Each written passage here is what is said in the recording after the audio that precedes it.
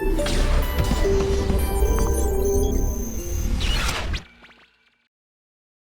दुर्गाए नमः। श्री दुर्गा सप्तशती। पहला अध्याय। मेधा ऋषि का राजा सूरत और समाधि को भगवती की महिमा बताते हुए मधुकैटभ वध का प्रसंग सुनाना। विनियोग। ओम प्रथम चरित्र के ब्रह्मा ऋषि महाकाली देवता गायत्री छंद नंदा शक्ति रक्तदंती का बीज अग्नितत्व और ऋग्वेद स्वरूप हैं।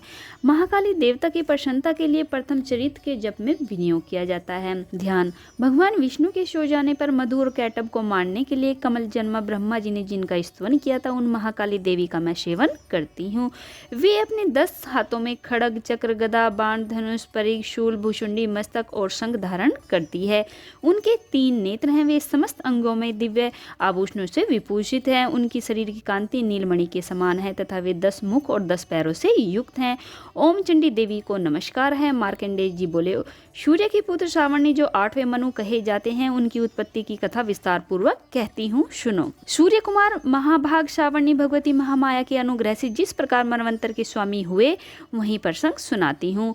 पूर्व काल की बात है। सौरोचिस मनवंतर में सूरत नाम के एक राजा थे जो चैत्र वंश में उत्पन्न हुए थे। उनका समस्त भूमंडल पर अधिकार था। वे प्रजा का अपने ओर से पुत्रों की भांति धर्म पूर्वक पालन करते थे। तो भी उस समय कोल अधिवंशी नाम के क्षत्रिय उनके शत्रु हो गए। राजा सूरत की दंड नीति बड़ी ही प्रबल थी। उनका शत्रुओं के साथ संग्राम हुआ। यद्यपि कोल अधिवंशी संख्या में कम थे तो भी राजा सूरत युद्ध में उनसे परास्त हो गए। तब वे युद्ध भूमि से अपने नगर को लौट आए और केवल अपने देश के राजा होकर रहने लगे। किंतु वहां भी उन प्रबल शत्रुओं ने उस समय महाभाग राजा सूरत पर आक्रमण कर दिया। राजा का बल क्षीण हो चला था। इसलिए उनके दुष्ट बलवान एवं दुरात्मा मंत्रियों ने वहां उनकी राजधानी में भी राजकीय सेना और खजाने को हथिया लिया। सूरत का प्रभुत्व नष्ट हो चुका था। इसलिए वे शिकार खेलने के बहाने घोड़े पर सवार हो वहां से अकेले ही एक घने जंगल में चले गए। वहां उन्होंने विप्र और मेधा मुनि का आश्रम देखा जहाँ कितने ही हिंसक जीव परम शांत भाव से रहते थे। मुनि के बहुत से शिष्य उस वन की शोभा बढ़ा रहे थे। वहां जाने पर मुनि ने उनका सत्कार किया और वे उन मुनि श्रेष्ठ के आश्रम पर इधर उधर विचरते हुए कुछ काल तक रहे। फिर ममता से आकृष्टित होकर वहां इस प्रकार चिंता करने लगे, पूर्व काल में मेरे पूर्वजों ने जिसका पालन किया था वही नगर आज मुझसे रहित है। पता नहीं मेरे दुराचारी भृत्यगण उसकी धर्म पूर्वक रक्षा करते हैं या नहीं। जो सदा मद की वर्षा करने वाला और सूरवीर था वह मेरा प्रधान हाथी अब शत्रुओं के अधीन होकर न जाने किन भोगों को भोगता होगा। जो लोग मेरी कृपा धन और भोजन पाने से सदा मेरे पीछे पीछे चलते थे वे निश्चय ही अब दूसरे राजाओं का अनुसरण करते होंगे। उन अपवयी लोगों के द्वारा सदा खर्च होते रहने के कारण अत्यंत कष्ट से जन्म जमा किया हुआ मेरा वह खजाना खाली हो जाएगा। ये तथा और भी कई बातें राजा सूरत निरंतर सोचते रहते थे। एक दिन उन्होंने वहां विप्र और मेधा के आश्रम के निकट एक वेश्या को देखा और उससे पूछा, भाई तुम कौन हो? यहाँ तुम्हारे आने का क्या कारण है? तुम क्यों शोकग्रस्त और अनमने से दिखाई देते हो? राजा सूरत का यह प्रेम पूर्वक कहा हुआ वचन सुनकर वेश्या ने विनीत भाव से उन्हें प्रणाम करके कहा। वेश्या बोला, राजन मैं धनियों के कुल में उत्पन्न एक वेश्या हूँ। मेरा नाम समाधि है। मेरे दुष्ट स्त्री पुत्रों ने धन के लोभ से मुझे घर से निकाल दिया है। मैं इस समय धन स्त्री और पुत्रों से वंचित हूँ। मेरे विश्वसनीय बंधुओं ने मेरा ही धन लेकर मुझे दूर कर दिया है। इसलिए दुखी होकर मैं वन में चला आया हूँ। यहाँ रहकर मैं इस बात को नहीं जानता कि मेरे पुत्रों की स्त्री की और सब जनों की कुशल है या नहीं। इस समय घर में वेश्या बोला, आप मेरे विषय में जैसी बात कहते हैं वह सब ठीक है, किंतु क्या करूं मेरा मन निष्ठुरता नहीं धारण करता। जिन्होंने धन के लोभ में पड़कर पिता के प्रति स्नेह, पति के प्रति प्रेम तथा आत्मीय जन के प्रति अनुराग को तिलांजलि दे मुझे घर से निकाल दिया है, उन्हीं के प्रति मेरे हृदय में इतना स्नेह है। महामते गुणहीन बंधुओं के प्रति जो भी मेरा चित्त इस प्रकार प्रेम मगन हो रहा है यह क्या है? इस बात को मैं जानकर भी नहीं जान पाता। उनके लिए मैं लंबी सांसें ले रहा हूँ और मेरा हृदय अत्यंत दुखित हो रहा है। उन लोगों में प्रेम का सर्वथा अभाव है तो भी उनके प्रति जो मेरा मन निष्ठुर नहीं हो पाता, इसके लिए क्या करूं? मार्कंडेय जी कहते हैं, ब्राह्मण तदंतर राजाओं में श्रेष्ठ सूरत और वह समाधि नामक वेश्य दोनों साथ साथ मेधा मुनि की सेवा में उपस्थित हुए और उनके साथ यथा योग्य न्याय अनुकूल विनयपूर्ण बर्ताव करके बैठे। तत्पश्चात वेश्य और राजा ने कुछ वार्तालाप आरंभ किया। राजा ने कहा, भगवान मैं आपसे एक बात पूछना चाहता हूँ, उसे बताइए। मेरा चित्त अपने अधीन न होने के कारण वह बात मेरे मन को बहुत दुख देती है। जो राज्य मेरे हाथ से चला गया है उसमें और उसके संपूर्ण अंगों में मेरी ममता बनी हुई है। मुनि श्रेष्ठ यह जानते हुए भी कि वह अब मेरा नहीं है, अज्ञानी की भांति मुझे उसके लिए दुख होता है। यह क्या है? इधर यह वेश्या भी घर से अपमानित होकर आया है। इसके पुत्र, स्त्री और भर्तियों ने इसे छोड़ दिया है। सब जनों ने भी इसका परित्याग कर दिया है, तो भी यह उनके प्रति अत्यंत हार्दिक स्नेह रखता है। इस प्रकार तथा मैं दोनों ही बहुत दुखी हैं। जिसमें प्रत्यक्ष दोष देखा गया है, उस विषय के लिए भी हमारे मन में ममता जनित आकर्षण पैदा हो रहा है। महाभाग, हम दोनों समझदार हैं, तो भी हमें जो मोह पैदा हुआ है यह क्या है? विवेक शून्य पुरुष की भांति मुझ में और इसमें भी यह मूर्ता प्रत्यक्ष दिखाई देती है। ऋषि बोले, महाभाग, विषय मार्ग का ज्ञान सब जीवों का है। इसी प्रकार विषय भी सबके लिए अलग अलग है। कुछ प्राणी दिन में नहीं देखते और दूसरे रात में ही नहीं देखते, तथा कुछ जीव ऐसे हैं जो दिन और रात्रि में भी बराबर ही देखते हैं। यह ठीक है कि मनुष्य समझदार होते हैं, किंतु केवल वे ही ऐसे नहीं होते। पशु, पक्षी और मृग आदि सभी प्राणी समझदार होते हैं। मनुष्यों की समझ भी वैसी ही होती है जैसी उन मृग और पक्षियों की होती है, तथा जैसी मनुष्यों की होती है वैसी ही उन मृग, पक्षी आदि की होती है, तथा यह अन्य बातें भी प्राय दोनों में समान ही हैं।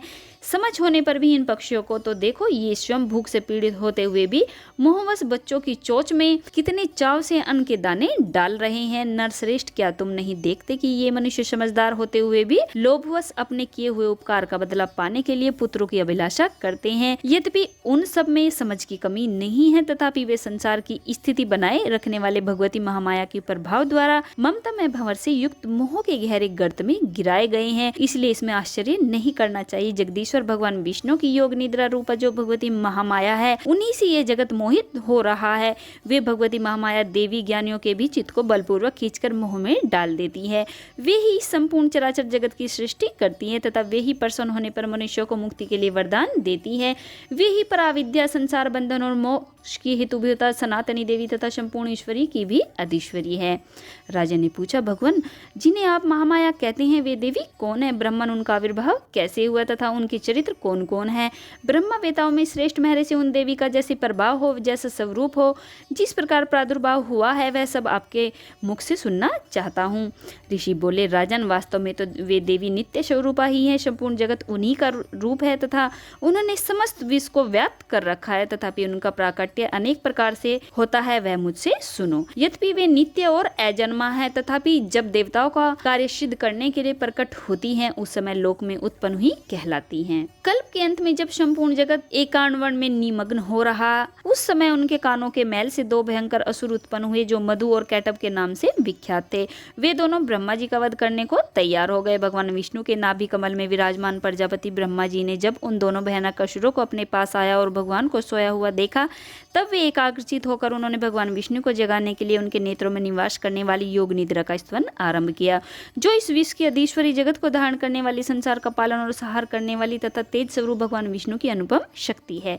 उन्हीं भगवती निद्रा देवी की भगवान ब्रह्मा स्तुति करने लगे। ब्रह्मा जी ने कहा, देवी तुम ही स्वाहा, तुम ही शवदा और तुम ही वशटकार हो। सवर भी तुम्हारे ही स्वरूप है। तुम ही जीवनदायिनी शुदा हो। नित्य अक्षर पर्णों में अकार, उकार, मकार, इन तीन मात्राओं के रूप में भी तुम ही स्थित हो, तथा इन तीन मात्राओं के अतिरिक्त जो बिंदु रूपा नित्य अर्धमात्रा है, जिसका विशेष रूप से उच्चारण नहीं किया जा सकता, वह भी तुम ही हो। देवी तुम ही संध्या, सावित्री तथा परम जननी हो। देवी तुम ही इस विश्व ब्रह्मांड को धारण करती हो। तुमसे ही जगत की सृष्टि होती है, तुम ही से इसका पालन होता है और सदा तुम ही कल्प के अंत में सबको अपना ग्रास बना लेती हो। जगन्मयी देवी, इस जगत की उत्पत्ति के समय तुम सृष्टि रूपा हो, पालन काल में स्थिति रूपा हो तथा कल्पांत के समय सहान रूप धारण करने वाली हो। तुम ही महाविद्या, महामाया, महामेघा, महास्मृति, महामोह रूपा, महादेवी और महाशूरी हो।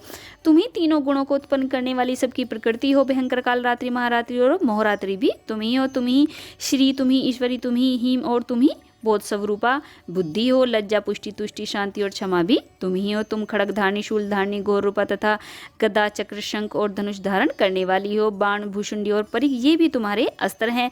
तुम सौम्य और सौम्यतर हो। इतना ही नहीं, जितने भी सौम्य और सुंदर पदार्थ हैं, उन सब की अपेक्षा तुम अत्यधिक सुंदरी हो।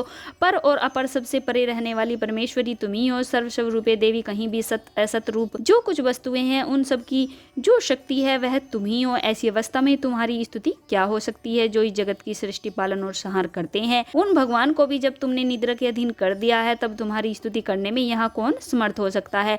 मुझको, भगवान शंकर को तथा भगवान विष्णु को भी तुमने ही शरीर धारण कराया है, अतः तुम्हारी स्तुति करने की शक्ति किसमें है देवी। तुम तो अपने इन उदार प्रभाव से ही प्रशंसित हो। ये दोनों दूधर्ष असुर मधु और कैटभ हैं, इनको मोह में डाल दो और जगदीश्वर भगवान विष्णु को शीघ्र ही जगा दो। साथ ही इनके भीतर इन दोनों महान असुरों को मार डालने की बुद्धि उत्पन्न कर दो। ऋषि कहते हैं, राजन, जब ब्रह्मा जी ने वहां मधु और कैटभ को मारने के उद्देश्य से भगवान विष्णु को जगाने के लिए तमोगुण की अधिष्ठात्री देवी योग निद्रा की इस प्रकार स्तुति की, तब वे भगवान के नेत्र, मुख, नासिका, बाहु, हृदय और वक्षस्थल से निकलकर अव्यक्त जन्म ब्रह्मा जी की दृष्टि के समक्ष खड़ी हो गई। योग निद्रा से मुक्त होने पर जगत के स्वामी भगवान जनार्दन उस एकांवन के जल में शेषनाग की सैया से जाग उठे। फिर उन्होंने उन दोनों असुरों को देखा। वे दुरात्मा मधु और कैटभ अत्यंत बलवान तथा पराक्रमी थे और क्रोध से लाल आंखें किए ब्रह्मा जी को खा जाने के लिए उद्योग कर रहे थे। तब भगवान श्री हरि ने उठकर उन दोनों के साथ 5000 वर्षों तक केवल बाहु युद्ध किया। वे दोनों भी अत्यंत बल के कारण उन्मत्त हो रहे थे। इधर महामाया ने भी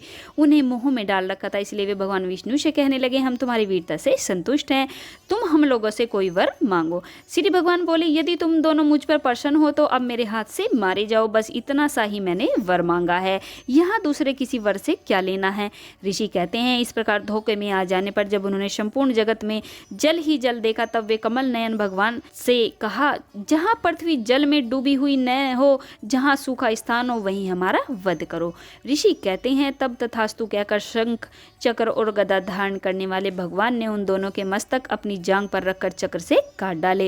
इस प्रकार ये देवी महामाया ब्रह्मा जी की स्तुति करने पर स्वयं प्रकट हुई थी। अब पुन तुमसे उनके प्रभाव का वर्णन करता हूँ, सुनो। इस प्रकार श्री मार्कंडेय पुराण में सावर्णिक मनवंतर की कथा के अंतर्गत देवी महात्म्य में मधु कैटभ वध नामक पहला अध्याय पूरा हुआ। जय माता दी।